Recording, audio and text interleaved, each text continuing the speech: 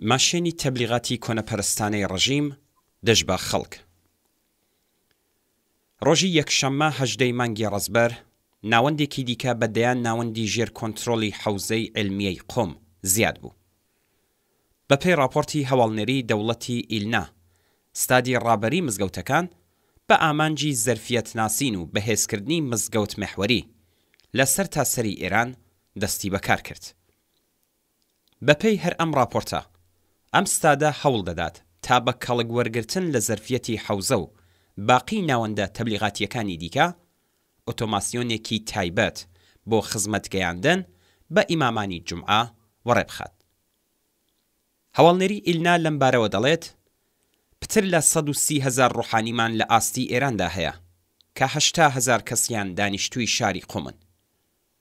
هەروەها دەنووسێت نزیک بە 10,000 تەڵەبەی بیانی برا لە شارەکانی قۆم، تاران، ئەلبۆرز، گۆنبەت و مەشهەد سەقامگیرن و هەروەها نزیکەی 6,000 تەڵەبەی خوشکمان لە ئێراندا هەیە کە 8,000 کەسیان لە قۆم و باقیەکەیان لە شوێنەکانی دیکەی وڵاتن.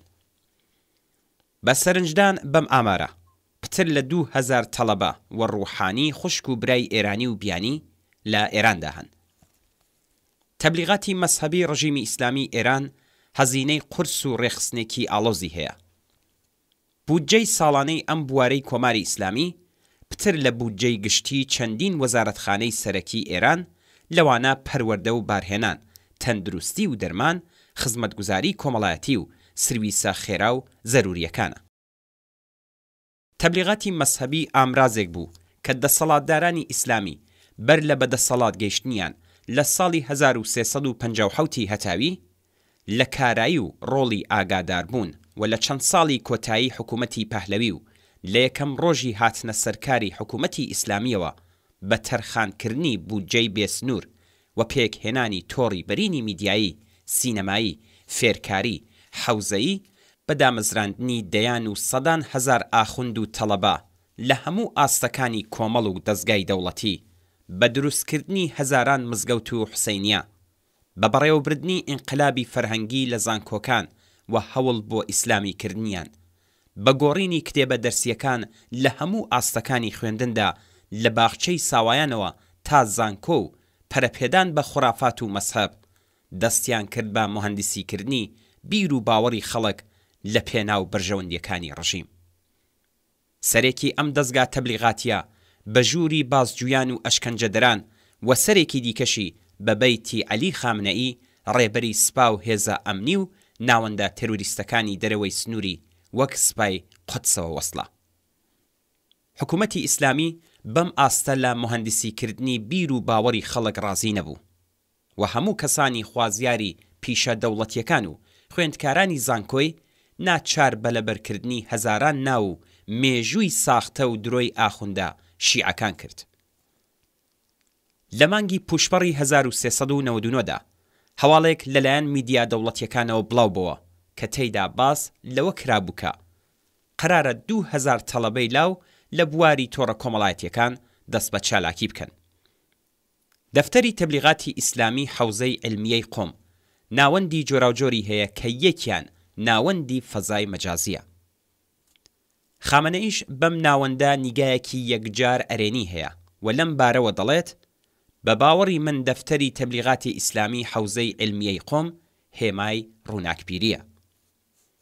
بە پێی وەها نیگایەکی ئەرێنی لەلایەن خامنەییەوە کە دەفتەری تەبلیغاتی ئیسلامی حەوزەی عیلمیەی قۆم هەموو ساڵێک بودجەیەکی یەکجار زۆری بۆ تەرخان دەکرێت. بودجەی دەفتەری تەبلیغاتی ئیسلامی حەوزەی عیلمیەی قۆم لە ساڵی 1398دا سەرڕای گەماڕۆ ئابووریەکان لە چاو ساڵی 1397 12% زیادی کردبوو. بە پێچەوانەی ئیدعای سربەخۆبوونی حەوزەی عیلمیەی قۆم لە دەوڵەت، بەشێکی بەرین لە بودجەی ئەم ناوەندە پان و بەرینە دینیە لە بودجەی گشتی وڵاتەوە دابین دەبێت. حەوزەی عیلمیە و دەستگاکانی سەر بەم ناوەندە لە ساڵی 1397دا نزیکەی 2,400 ملیار تمەنیان لە بودجەی گشتی وڵات بە خۆیان تەرخان کرد. حکوومەتی دینی بۆ تەبلیغاتی ئیدیۆلۆژی خۆی گەلێک ناوەند و چالاکی پێکهێناوە کە بە شێوەی ڕاستەوخۆ لە بودجەی گشتیەوە تەغزیە دەکەن. بەراوردەکانی ئێران بودجە نیشانی دەدات کە سەهمی ئەم ناوەندانە و چالاکیەکانیان لە بودجەی ساڵی 1397 نزیکەی 1500 میلیارد تمەنە. هەموو ئەو سەروەتەی کە ناوەند و دەستگا گشتیەکان دەیکەنە خەرجی کاروباری دینی و ئیدئۆلۆژیک لە وردەکاری بودجەدا دیار نییە. هەروەها زۆرێک لە ناوەندە جۆراوجۆرەکان لە ناوەندەکانی فێرکاری و فەرهەنگیەوە بگرە تا ڕێکخراوە نظامی و ئەمنیەکان بۆ تەبلیغاتی دینی و سەقامگیرکردنی ئیدئۆلۆژی دەسەڵاتدار تەرخان کراون.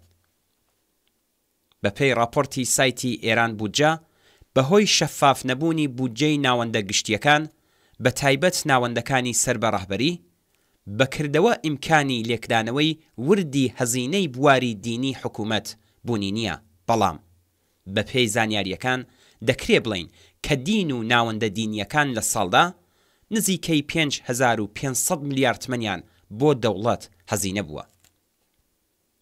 هەروەها بەشێکی بەرین لە بودجەی 28500 میلیارد تمەنی سپای پاسداران و بەشێک لە بودجەی 1180 میلیارد تمەنی بەسیج بۆ تەبلیغ و پەرەپێدانی بواری دینی تەرخان دەکرێت، بەڵام بەهۆی شەفاف نەبوونی قەبارەی ئەم بودجەیە لە راپۆرتەکەدا باسی لێ نەکراوە. بەشێک لە بودجەی فەرهەنگی وەزارەتخانەکان، زانکۆکان و ڕێکخراوە دەوڵەتیەکان و شارەداریەکان لە ئێستادا دەکرێتە خەرجی کاروباری دینی. ئەم بەشە لە بودجەش لا لێکدانەوەکاندا ناگونجێندرێت چونکە ئاستێکی شەفاف و ڕوونی نییە. گشت دەسەڵاتە تۆتالیتەر و فاشیستەکان گرنگیەتی یەکجار زۆر بە پرۆپاگەندای حکوومەتی، بە کۆنتڕۆلی بیر و ڕای گشتی، بە بەستنی قەڵەم و زمانی نێرانی نظام، بە یەک ڕەنگ و سەنعەتیکردنی درۆ و ساختەکاری مێژوویی دەدەن. ئاڵمانی نازی سەردەمی هیتلەر، فاشیستەکان لە ئیسپانیا و ئیتالیا، سیستمی ئاپارتاید لە ئافریقای باشوور، هاوشێوەی کۆماری ئیسلامی ئێران تەبلیغاتیان گەیاندە ئاستێک کە ئەساسەن و بە شێوەیەکی بنەڕەتی لەگەڵ واقعیاتی سەردەمی کۆمەلگا ناتەبا بوو. بەڵام سەرەڕای هەزینەکردنی ملیاردها دلار بۆ تەبلیغاتی شیعەگەری بە ئێعترافی خودی دەسەڵاتدارانی ئەم وڵاتە، خەڵک بە تایبەت لاوان، ژنان و خوێندکاران زیاتر لە هەموو دەورەیەک لە دین و مەسحەب دوورکەوتونەتەوە.